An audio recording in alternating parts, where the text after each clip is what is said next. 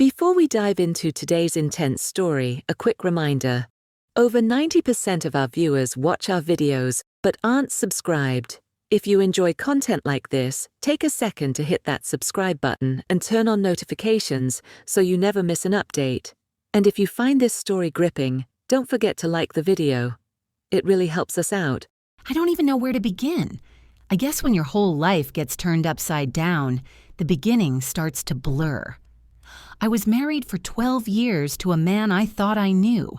His name was Ray. Strong, confident, loyal. At least that's how I saw him. We weren't the perfect couple, but we were solid. Or at least I thought so. We met during a business conference in Lahore. I was just starting my career in human resources, and he was already climbing the ladder in a finance firm. He charmed everyone in the room, but with me, he was different. A little more reserved, a little more sincere. That sincerity is what drew me in. We had a slow start. Lunches turned into dinners, calls turned into long nights of talking. Within a year, we were married. Life moved fast.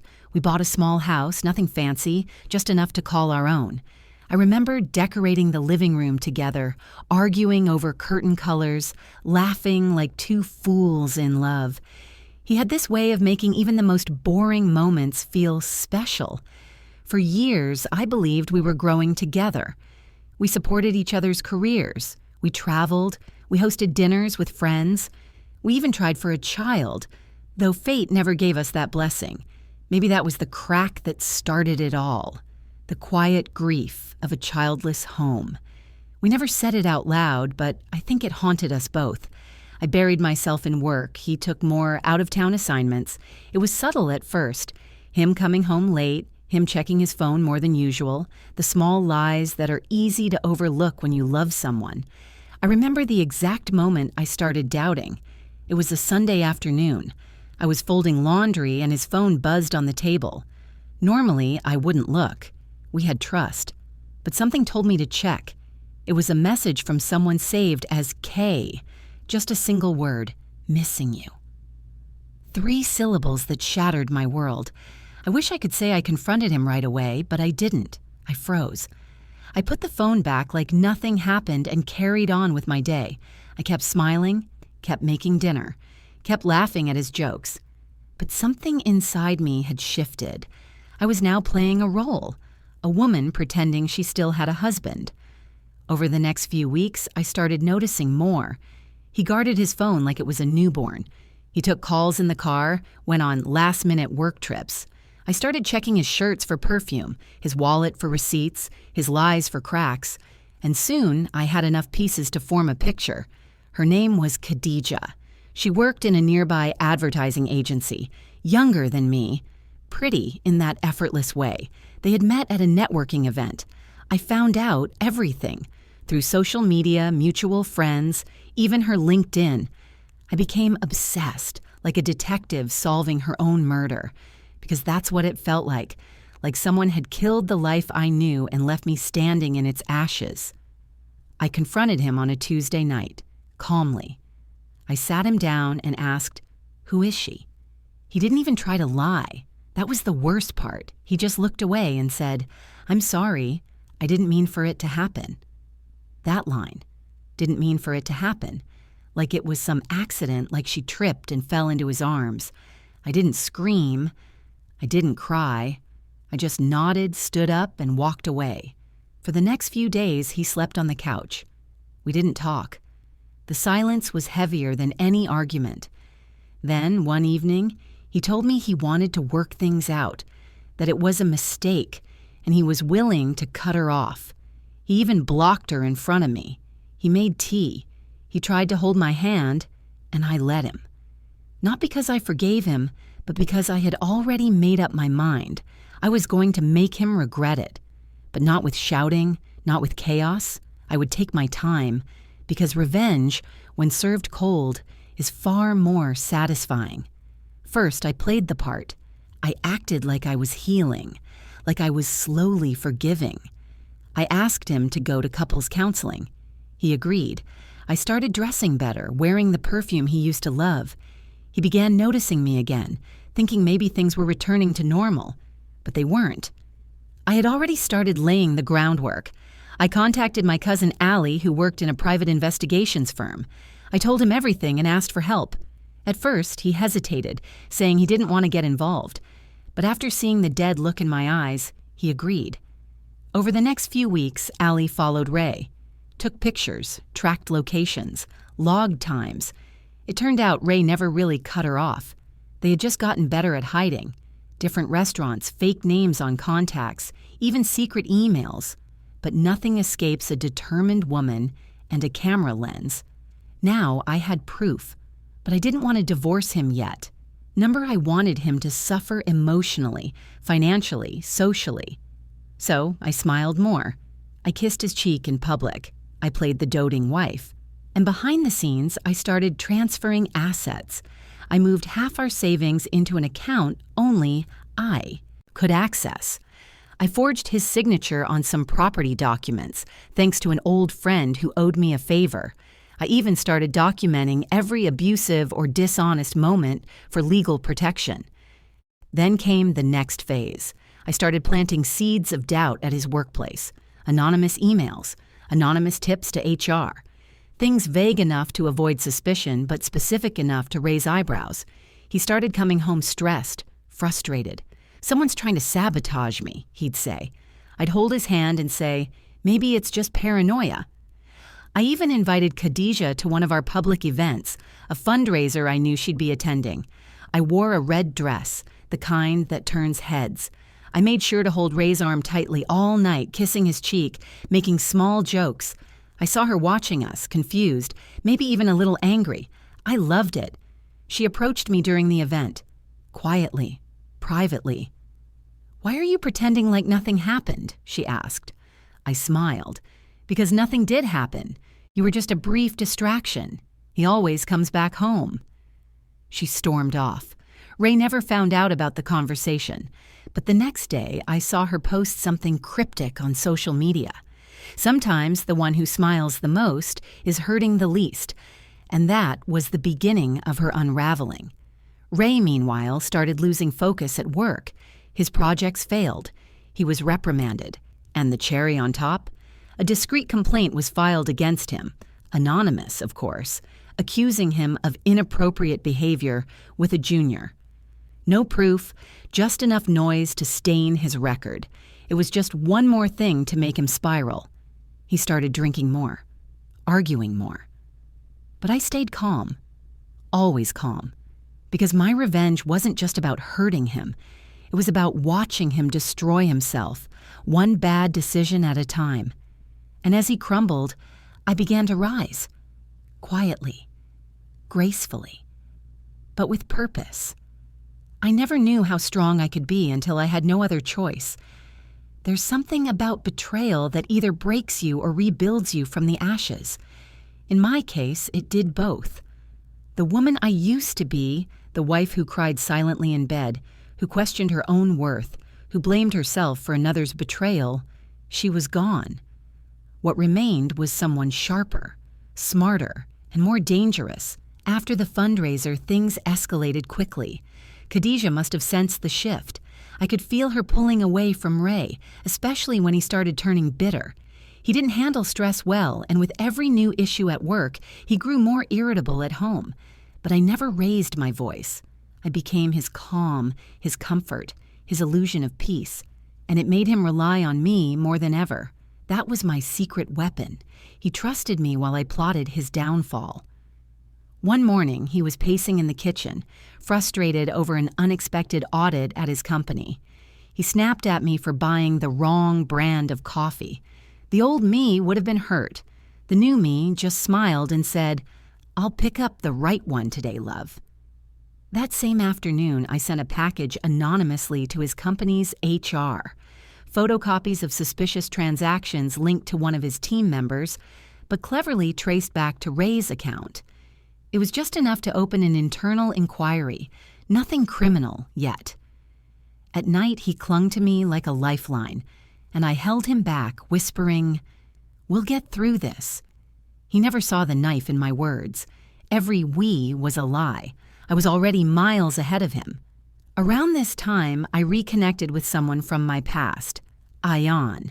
He was an old college friend, someone who had always admired me quietly but never crossed any lines. He had heard I was going through something and reached out with a message that simply said, "If you ever need a friend to talk to, I'm here." I didn't reply right away. I didn't want another man. I wanted my freedom. But his timing was perfect for what came next. Ray had always hated Ayan, said he was too friendly, too perfect. So naturally, I started replying.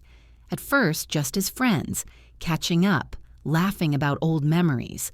But soon, I made sure Ray noticed. I'd smile at my phone a little too long, mention Ayan in passing, laugh at something he said during dinner.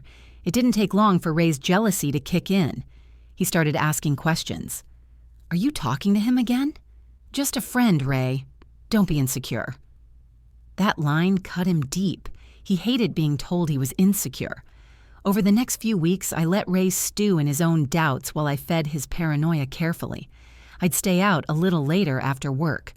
Client meetings, I'd say. Once, I even left my phone on the table unlocked with a message from Ayan saying, "Had a great time catching up today." Ray didn't say anything that night, but I saw him staring at the ceiling until morning. It was poetic. He who had mastered deception now found himself trapped in it.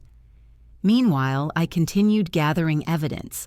I had screenshots, voice recordings, even a copy of a hotel receipt where he had booked a room under a fake name.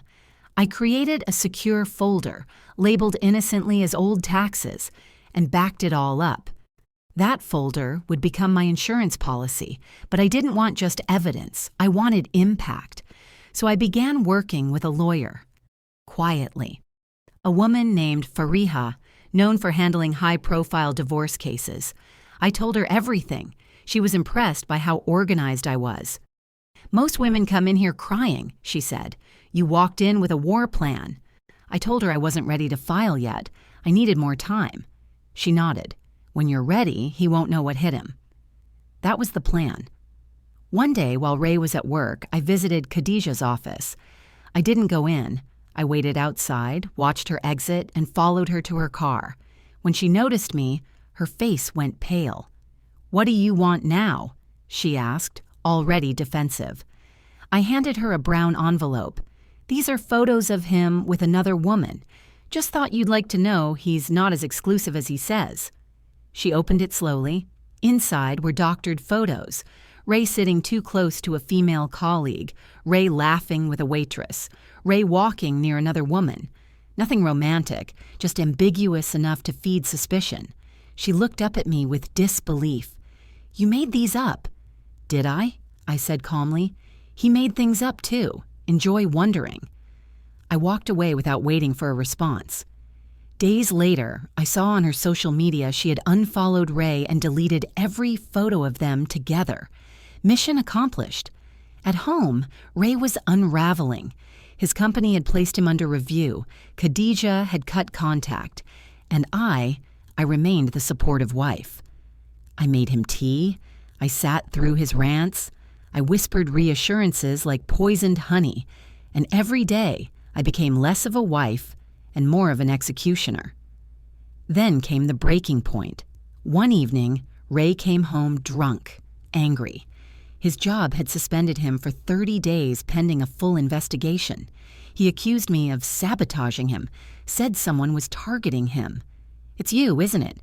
You've been setting me up." I looked at him with the calmest eyes and said, "Why would I do that to my husband?" He broke down, fell to his knees, said he was sorry, said he was lost, said he still loved me. I almost felt pity. Almost. But I couldn't forget the nights he lied, the days he smiled at me while texting her, the way he made me feel small when he thought I didn't know. So I helped him to bed, tucked him in, and kissed his forehead. "It'll be okay," I whispered. The next morning, while he slept, I went to the bank, closed our joint account, transferred the remaining balance to my name. Then I called Fariha. "It's time," I said. She filed the papers that afternoon. Divorce on the grounds of infidelity, emotional abuse, and financial mismanagement. With the evidence I had gathered, the court would have no problem siding with me. That evening, I returned home like nothing had changed. I made dinner. We ate in silence. Then I handed him an envelope. "What's this?" he asked. "My gift to you," I said. He opened it, saw the documents. His face went white. "You're divorcing me?" I nodded. "And you're going to lose everything." He stammered. "You can't do this. I said I was sorry." And I said, "I forgave you," I replied. "I never said I forgot." He stood there, broken, and I walked past him to the bedroom. That night, he slept on the couch again, and I slept like a queen. But it wasn't over. Not yet. There was still one last piece of my revenge left to be played. After the divorce papers landed in his hands, Ray did what most guilty men do. He begged.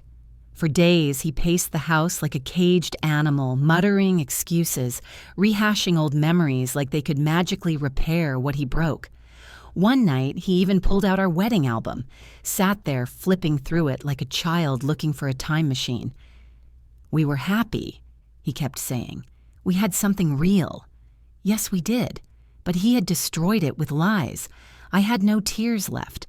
I had grieved already, quietly, long before he knew anything was wrong. That's the thing about betrayal. It doesn't break you in one clean moment. It seeps in slowly, poisoning your nights, making you question your worth.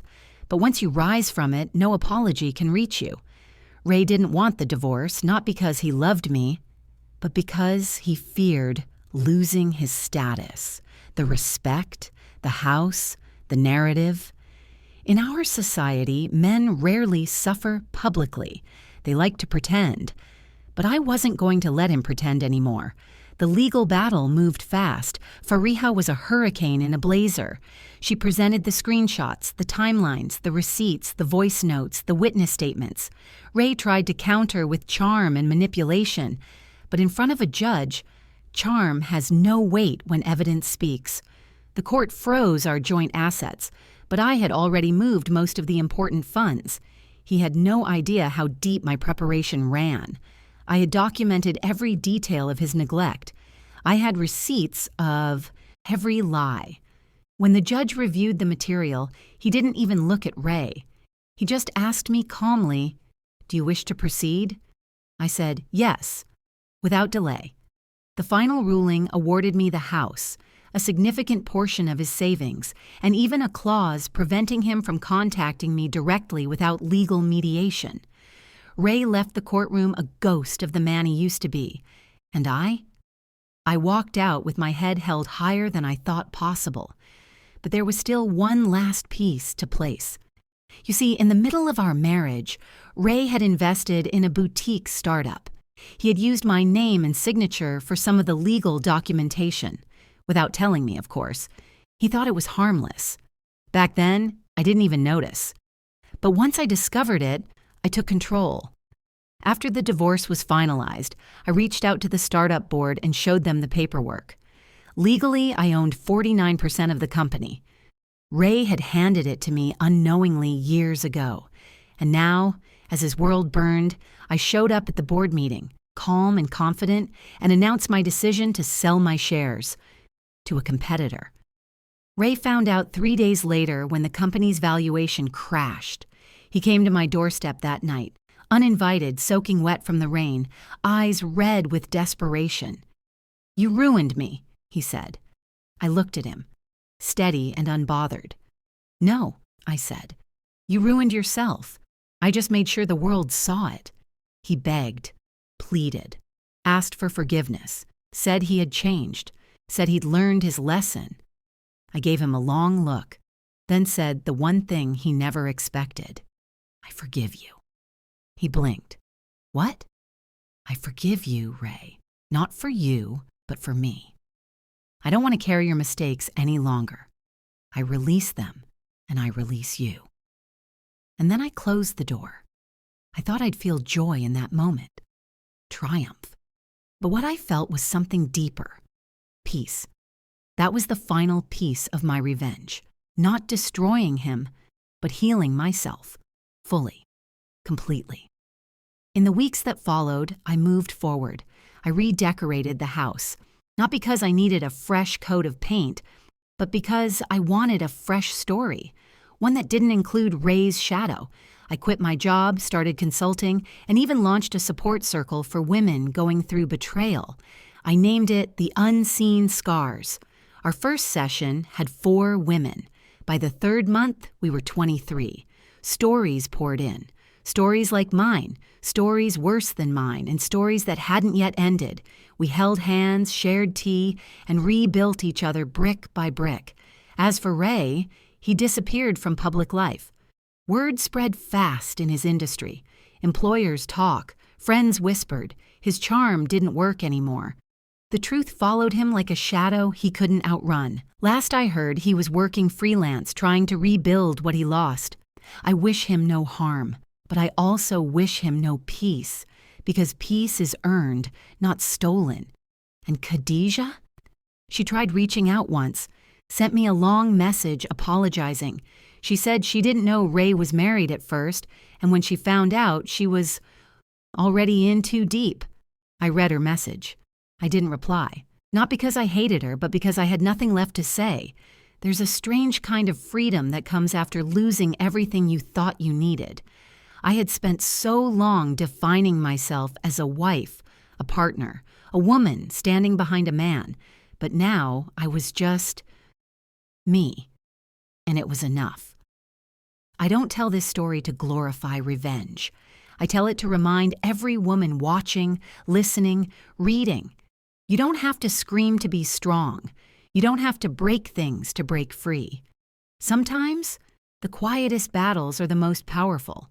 Sometimes your silence is your sharpest sword. He betrayed me, but I rebuilt myself. And in that rebuilding, I found the one thing he could never give me. Myself. Whole. Unapologetic. Free.